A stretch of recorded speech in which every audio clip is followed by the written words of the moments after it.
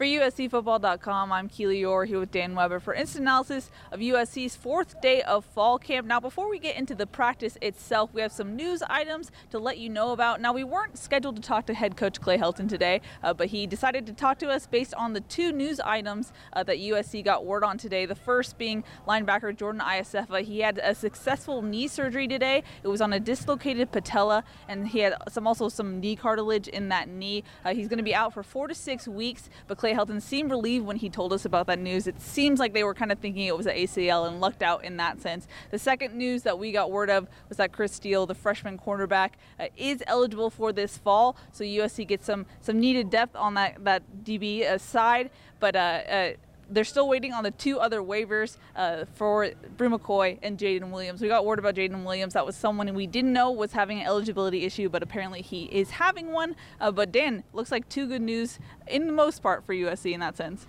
Yeah, we heard, we didn't get that till the very last thing today, but we'd heard before practice that it was kind of good news on Jordan. So I was a little bit surprised when Clay said, surgery. But very quickly I realized they're not doing ACL surgery immediately. That takes takes a while. So I thought, okay, it'd be interesting to hear. And very often it is something involving, the kneecap gets, torn loose, and then you do some cartilage damage. So probably, the minimal, that you could have happen and still have a real good chance to come back and play. It'll be interesting to see how that works out when they say 4 to 6 weeks, and now with the new redshirt rule allowing you to play, the 4 games and all of that. So I think we'll just have to, keep our eye on that position and just hope it works out. Whatever's best for Jordan, I think at this point is what you got to hope for.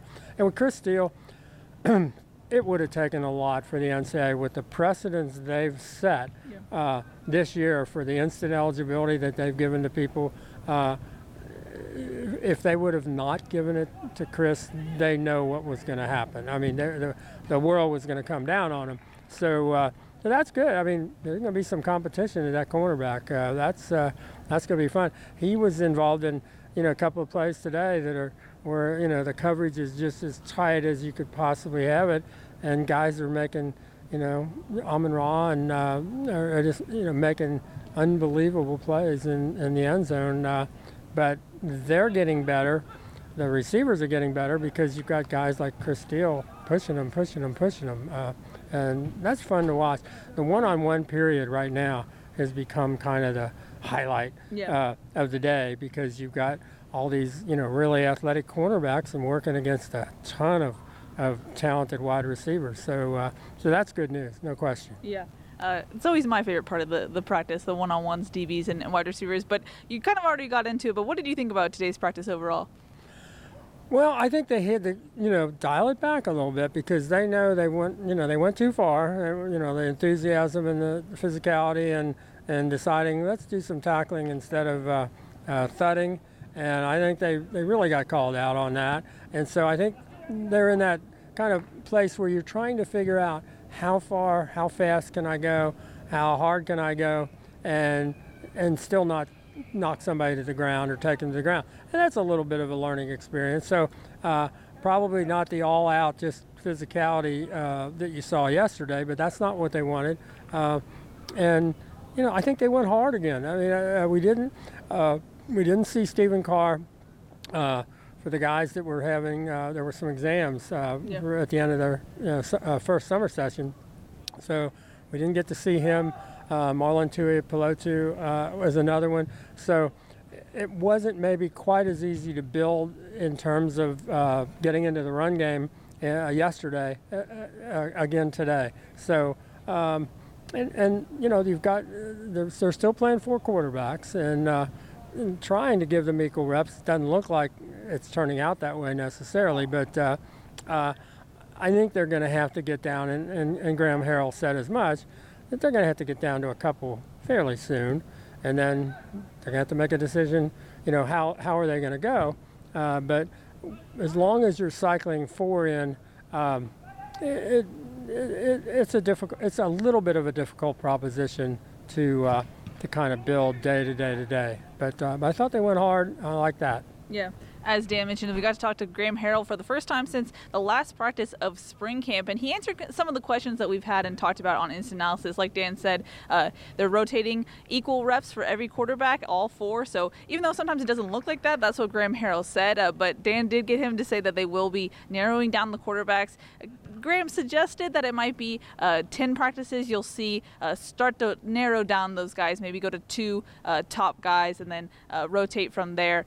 We also got the interesting tidbit that Graham had talked about leadership and how that was one of the key things he was looking for in the quarterback competition. And when asked about it, he said JT Daniels had the most area to improve on and did so during the offseason, but still has work to go as far as leadership goes. So that was an interesting tidbit about JT Daniels. Yeah, I think Graham's coaching JT hard. I mean, he really, and JT's very strong-minded kid, and I think Graham wants him to do it this way, and wants JT to be more involved with the rest of the players than he is maybe with his own, voluminous notebooks and things like that in his head, because JT's been a guy that I think has spent a lot of time figuring things out for himself and very, much has the game in his head. And I think, Graham wants him to, put it out there and get really involved with those other, with your teammates. So that was candid in a way. I'm not sure. I think some of the time when a coach is that candid, he's looking for the message to be reinforced that he's telling the player by the media. He's telling it to us. The best guy I ever saw do that was Phil Jackson. I got to cover the Bulls when Michael was there, and Michael. And Phil basically gave them their marching. When he talked to us after a game, he gave them their marching orders for the next day or 2, and that's what he told us. And he knew they were all going to read what did Phil say. And Phil would be reinforced, and he did the same thing with the Lakers. I think he was really good at getting everybody to reinforce his message, which I think is what Graham did today. I think he wanted JT to hear that from other places, and that's what he did. Well, along those same lines, I thought that Harrell was very praising of Kedon Slovis, the freshman. He said that Kedon put on 20 pounds, it sounded like, over the offseason. And for the first 2 days of fall camp, Kedon wasn't used to the arm strength that he built over the summer. And now the last 2 days, he's been getting into that groove and been pretty accurate. But seeing the praise that Harrell has had for JT and Kedon and what we've seen in practice, do you feel like it's kind of leaning towards those 2 guys instead of what we might have thought prior to fall camp? Yeah, I think if you'd have just dropped in today's practice and watched today's practice, you would have said, okay, those are the 2 guys, and it looks like of the 4, he's going in that direction. They probably, skill set wise, they match up the best with this offense. I don't think there's any question they can make, kind of all the throws, and there's a sort of a natural, fluidity and just if you were drawing up an offense for those 2 guys, that might be the one they've got. It might be the offense. So it looks like it's moving that way. Graham said he still thinks they're all getting equal reps for those of us at practice. I don't know that it looked like that today. I don't think it looked like that today at all. But both JT and Kedon had really good sets. I don't think Matt Fink is all the way back yet in terms of I think Jack Sears has got he's going to be the scrambler, and he's going to be the guy that can hit that home run here and there. But I'm not sure what Graham exactly is looking in terms of who matches up best, but he certainly said, I think one of the interesting things is going to be, if you're talking about 10 practices, where does that get you in terms of the 17th and the fall football showcase? Does that mean before or after? Or do you how much does the fall, the big scrimmage, the Saturday scrimmage on the 17th, how much does that play into it? Or, do you kind of have it set going in there and you got a 1-2 rotation? I think that's going to be a really interesting how that plays out. Yeah. without a doubt. But Graham said that it's still too early to narrow anything down. So even though we're talking about it, he seems a little still open-minded. So reading the tea leaves, we are. But as far as media availability goes, usually we were able to talk to special teams guys on Wednesday. Now that has changed because John Baxter is also the tight ends coach now. So you got to talk to John Baxter and the Aussie punter Ben Griffiths. What did you hear from both of them?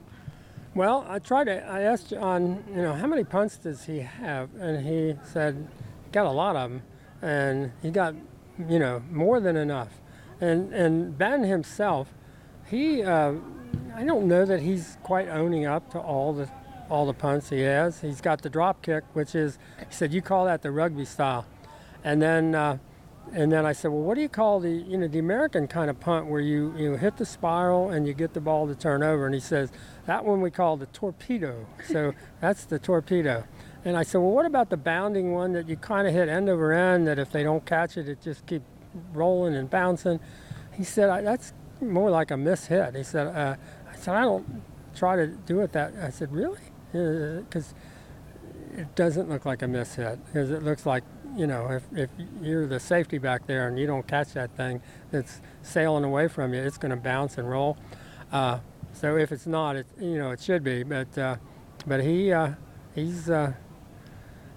talking about things like, if we're lined up at the 30, I can kick the drop punt, and I'm thinking you're 70 yards away and you can just kick that drop punt, and it's a whole different way. And Baxter says, I just can't wait, till he plays a game. He said, he's just, I thought it was interesting. He said maybe only 4 or 5 times a game you get to kick the ball here. And that's a difference, because he said you easily kick 10 to 15 in Aussie rules football. So one of the interesting points about him was he came in at 6'7", 226, and now he's 250, and he still looks lean and doing a heck of a job as a holder also. And I think and according to Baxter, he won every single summer gasser. He said he is the fastest guy on the team. Wow. For distance. So he said, I was kidding about it. I said, if you want to go fake punt pass, I said, he's not going to get the ball knocked down. And he said, I just want to see him run.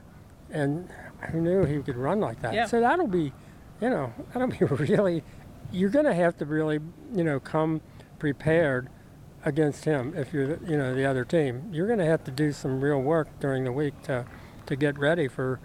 Maybe they will show some things, extra things earlier in the year, to make everybody else the rest of the year have to get prepared for him. But just a delightful, 28-year-old now, with the maturity of a guy who's had a full professional football career and who's got the enthusiasm of freshman. It's like, wow, this is almost too good to be true. And the other thing that John says is he's such a leader, which you would expect him to be. So it's kind of an interesting, this is a really fortunate situation for USC. Yeah, an interesting duality there. Like Dan said, the personnel today issues, injury issues as well, was a little odd just because it was USC's last day of their summer session, so missing guys like Stephen Carr and Marlon Tuipulotu. But as far as Jordan Iosefa was out, and then the same guys as usual, Jacob Lichtenstein, Solomon Tulialapupu. Someone asked yesterday, what's Solomon doing? He's not really doing rehab. He's doing some rehab on the rehab island over there, but he's not doing running rehab like, for instance, John Jackson is doing with Ethan Ray and Kyle Ford. We also saw Brandon Peely come out towards the end of practice. It looked like he had some sort of limp, so it looks like he's carrying his right shoe, or his left now. Am I dyslexic? But he was carrying a shoe. It looked like probably a foot or an ankle, something like that. And I think one of the things we got to see, as you pointed out, Trevor Trout was in there, and then Caleb Tremblay made some big plays, so he looks healthy. So, without Marlon, you got a couple of guys that we haven't seen, as much, and both of them look like, Okay, that's good. Yeah, we also saw the freshman Dejon Benton getting some work too, with both Marlin and Peely out, and then the wide receiver Devin Williams left practice early. He didn't leave practice early, but he left. He was on the trainer's table early at the end of practice. He had ice on his right knee, I believe, so that's something to look out for as well. But we talked about wide receiver Amon-Ra St. Brown yesterday, and how he took a hard hit yesterday and was on the field for a little bit. He came back, looked fully healthy, but Dan, you got a little bit of a scoop about Amon-Ra and his health status. Yeah, we hear they did X-ray him. He came down. When he came down, you don't know where he came down the hardest on. Well, it was I guess on his thumb, and they even X-rayed it and weren't 100% sure, how that was going to turn out. Well, obviously it turned out fine. I mean, he made a couple of the best plays you've ever seen today. I mean, just did some, he's in the end zone, covered literally closer than to Keely in terms of, and Chris Steele, right on his rear end, and here comes the ball, and it's just coming. It's kind of like 4th and 9 at Notre Dame, where he gives no indication that the ball's gonna almost coming across the defender's shoulder, because the defender is looking for you either to make a move with your hands or your eyes to get, and so he doesn't give it away. Now the ball just goes right past Chris Steele's ear, and at the very last moment he goes up and catches it. The discipline that it takes to make that play like that, I mean, guys in the NFL that can't make that play, but there were probably almost four, I guess it was 4 in a row pretty much in the end zone, one-handed catch by Drake London in the end zone right before. I guess it was it Tyler Vaughn's on a diving one that the defense wanted him out of bounds. Yeah. He didn't have another centimeter in the corner. And just one play after another. I think Graham talked about the two freshmen so far, and Munir McClain and Drake London, that they've really shown something when he said, when you can come into that room, that wide receiver room, and he said, you got to be a dude. If you're not a dude, it's going to be really tough on you. And he said, those two guys have come in, and they're dudes. They're not intimidated. He said, that's a room you could be intimidated by all those guys with all that talent and as competitive as they are. He said, they're not. And so, like everybody else, it's like, wow, those are that's two pretty good freshmen, and you're 6'5", 6'4", both. One is still a basketball player, one a former basketball player with some real skills. So there's a lot of guys that they now are really thrilled about that they think can play. And you had one other scoop at John Jackson going inside now. So they've got so much talent outside. So yeah, and Graham said that he expected Munir to be a little bit more raw than he actually is, and so Graham said it's a necessity, like Clay Helton said yesterday, that they need at least 8 receivers ready at all time in this offense. Graham Harrell said ideally 10 receivers, just because of how fast they're moving. How helpful is it for USC to have guys like Drake London and Munir McClain come in and be almost ready? I mean, for the most part, freshman mistakes included, but ready to play in this offense. Well, and then they're already walking, running mismatches, because how many corners are going to match up with these 6'4", 6'5" basketball players who are pretty physical? They're going to be a challenge. I mean, they're going to really make people make some decisions in terms of how you're going to cover them. I mean, they could run out a wide receiver group that averages 6'4" and a half. I mean, it's like, oh, well, what do you do? What do you do? Because most of these cornerbacks are 5'10" to 6 feet tall, and it's gonna be I'm just just watching it. I think the coaches are also kind of like intrigued by, you came here, you knew USC is gonna have talent, you knew all of that, and then USC maybe has more talent than you even knew that they were gonna have. Yep. I mean, and Graham kept saying they did a really good job recruiting those two guys. I mean they were here before he got here. Yep. And he's right. I mean, I think they're way better than way more ready to play, way closer to being ready to play than we would have ever imagined. Yeah, without a doubt. To wrap it up, Dan, tomorrow, Wednesday, will be USC's first time in full pads. What are you expecting from tomorrow's practice? What are you looking to get out of it? Well, I think we'll get a sense of where they're going to go the rest of the fall camp. And they've been kind of, I mean, I think the difference with this year is it does look like they're building to things and they're putting things in place. I think Jalen McKenzie said that it's like a building block. We're not looking to the Fresno game. We're not looking to winning. Are we going to win 10 games? We're going to win 12 games. So we're looking to have a good practice today and have that as a building block for tomorrow. And so I think, tomorrow will be, the first, building block and full pads and see where they go. But they do look like that's how they're being coached. They're trying to add this to this to this.